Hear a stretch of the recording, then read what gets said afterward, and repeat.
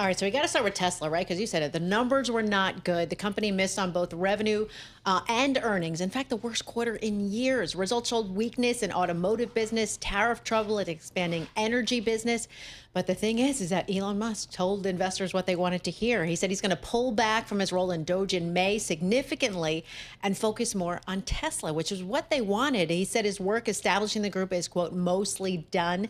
And it's created this tension, right? You've seen a lot of the protests that are going on. They've sprung up in recent months against his government work. And Tesla have been struggling, right? Slumping sales, rising costs from the trade war. But he tried to reassure investors. And this is something interesting he said. He said, at Tesla, we've gone through many a crisis over the years. This is not one of those times. And because of all this, he said, the shares have been up more, as much as 6% since after the open. What about Boeing? I feel like this company just can't catch a break. Are they showing signs of stability? Yes. Yeah. And their shares up as much as 6% since the open. First quarter results, good news, topped estimates, smaller than expected adjusted loss per share. Here's the thing, too. It used $2.3 billion in free cash. The 3 months ended March 31st, ramped up jet production. So you know about the 737 MAX jetliner. Well, they want to raise output to 38 jets per month and then try and increase that to 42 units later this year. And that would really help generate the cash that's been used up by different things, right? The recent strike, manufacturing crisis too. Kelly Ortberg said 2025 is their turnaround year. I am flying a 737 MAX jet Saturday morning down to North Carolina. So I'll do my part there. But I mean, they need to get that production up. And sure. I quote George Ferguson at Bloomberg Intelligence. He says they're on the right track, but ideally they need to be in the 50 plane range in terms of monthly production. So they're getting there. So I guess that's right. And the cash burn, that free cash flow, negative free cash flow came in better than expected for the quarter. So that's, I guess, some good news for that stock.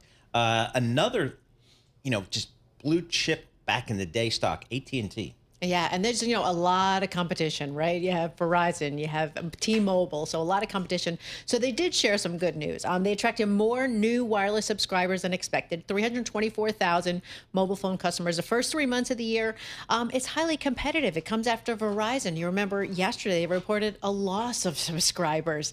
And the thing is, consumers, they're a little bit more price conscious, right? We're holding on to our phones a little bit longer. They've rolled out fresh promotions. You've probably seen a lot of the promotions lately. Also, a beat on revenue for AT&T grew to $30.6 billion. It also reiterated its 2025 full year guidance. But we continue with this, guys, because you have T-Mobile that's following up tomorrow. I mean, all right, I'm a Verizon Wireless. You're Yes, I'm AT&T. John, what's your wireless carrier? I have no idea. What? How do you It's the one you get with AARP. Oh my gosh. I'm kidding. I don't know. No, Isabel. it's I'm guilty. I grabbed my Verizon, phone. yes, I'm there we Verizon go. too. I used to be T-Mobile. Oh, interesting. Well, Tom Keene is Tom's T-Mobile. So it just shows that's the competitive aspect of the wireless business. Yeah.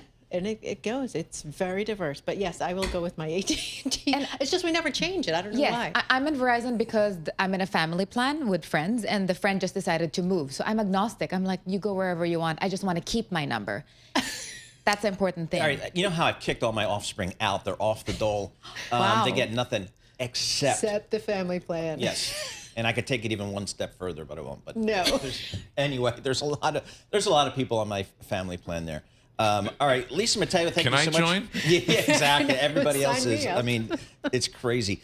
Lisa Mateo, she has 7 jobs here at Bloomberg, and one of them is doing the stocks report. So for more conversations like this, listen to our new Stock Movers podcast. Subscribe for 5-minute episodes on the biggest winners and losers in the stock market. Listen to Stock Movers on Apple, Spotify, or wherever you get your podcasts. So there we go.